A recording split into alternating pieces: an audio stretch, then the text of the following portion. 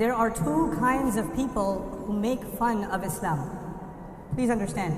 There are two kinds of people who make fun of Islam. There are people who, no matter what they know about Islam, they will still hate Islam and they will make fun of Islam. You can never impress them. You can never convince them. These are the children of Abu Lahab. You can never convince them. Even if the Prophet ﷺ is living next door, you cannot convince them. The second kind of people that make fun of Islam know nothing about Islam. They have no idea about Islam. All they know is the crazy behavior of Muslims. That's all they know. And so they assume that the Muslims are crazy because Islam made them crazy.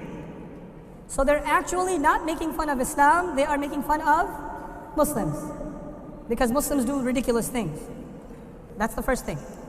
The second thing is that there is a difference between the enemies of Islam today and the enemies of Islam at the time of Rasulullah sallallahu alaihi wasallam. Please listen to this carefully. At the time of Rasulullah sallallahu alaihi wasallam, the enemies of Islam were there because the Rasul sallallahu alaihi wasallam was inviting people to be honest. He was challenging corruption. He stood for justice. He was telling people that the slave and the slave master are equal. They have to stand in one line. He was destroying the system of Quraysh and replacing it with the justice of Islam. They became his enemies because he was talking about the truth. And every time you meet the Prophet ﷺ, and every time you meet a Sahabi of the Prophet ﷺ, you will get the same exact message of truth. Not only in their speech, but also in their practice. And that some people hated it. And so they became enemies of Islam. Today, do the Muslims have enemies? Yes. But Muslims have enemies for political reasons, for economic reasons, for social reasons, for business reasons, but they don't have enemies to Islam because we are the champions of justice and we stand tall for the oppressed. They don't know anything about that. We don't do that. And we have enemies, but for different reasons. You understand? So what people do sometimes is they compare the enemies of the Prophet ﷺ of that time to our enemies of this time. Two different things because they are enemies for two different reasons. Now, how do we respond? The first thing is, Rasulullah sallallahu alaihi wasallam, Allah says about him, وَرَفَعْنَا لَكَ ذِكْرَكَ. We raised your mention. Every single day when the adhan is recited and somebody recites, أَشْهَدُ أَنَّ مُحَمَّدًا رَسُولُ اللَّهِ, if the sound goes in your ear, what do you say? Sallallahu alaihi wasallam. Every single second of the day, somewhere in the world, there is adhan happening. And somebody is saying, Sallallahu Alaihi Wasallam. We are elevating the mention of Rasulullah Sallallahu Alaihi Wasallam 24/7. 24/7, not by one person, billions of people. And on top of all of that, that's just human effort. But on top of all of that, Inna Allaha wa malaikatahu yusalluna ala nabi.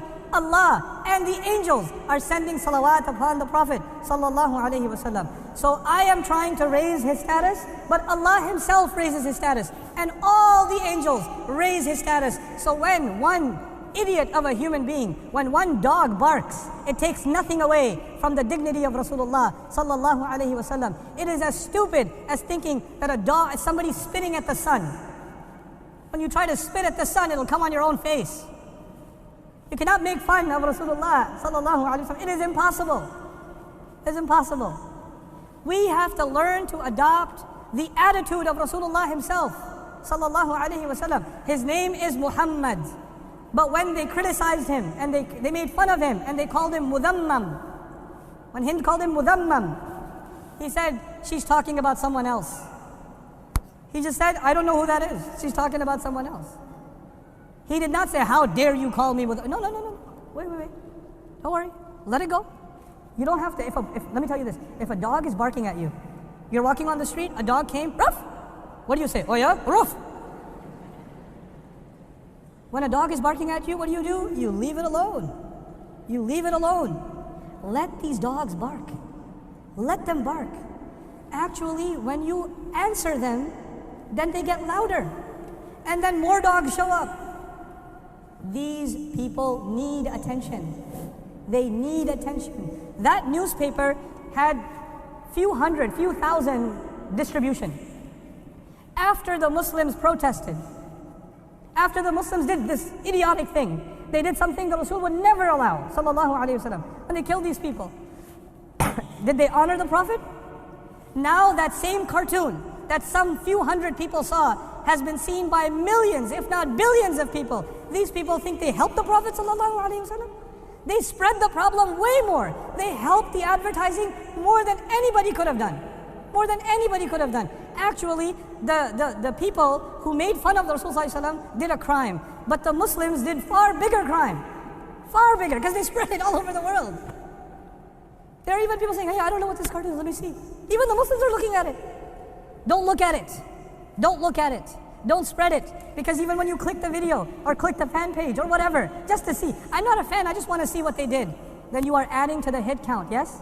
So it looks like it has 10 million hits or 15 million hits or whatever. And you know what happens on the internet, right? When something has a lot of hits, and you say, let me look at it, it has a lot of hits. So you are supporting it, even if you're against it. The best thing to do when a dog barks is what? Ignore it. This nonsense will continue, and wallahi, much worse than this has already been done. It's been done. And it's not new. It's been happening since the time of the Prophet sallallahu alaihi wasallam. So we need to understand, first of all, this does not affect anything. Then the next point. The next point is, am I offended? Absolutely. Absolutely I am offended. Are the Muslims supposed to be offended? Absolutely. I have a suggestion. I have a suggestion that Muslim organizations, Muslim governments, Muslim institutions bring lawsuits. Take these people to court for defamation. If the Jewish community in Europe can ban the conversation about the Holocaust, you cannot deny the Holocaust in Europe, you go to jail. They say they have freedom of speech until you talk about the Holocaust. In America, you have freedom of expression until you burn the American flag.